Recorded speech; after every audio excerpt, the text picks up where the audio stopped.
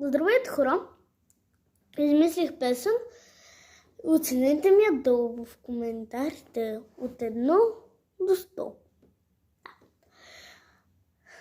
1, 2, 3.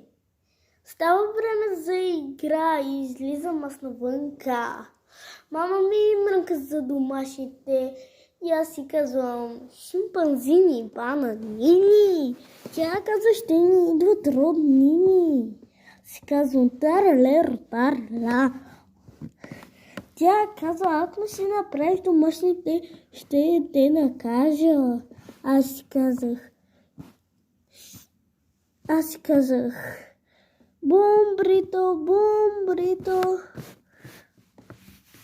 Тя ми каза: баща ти ще довърши. Аз си казах: няма, той е на моя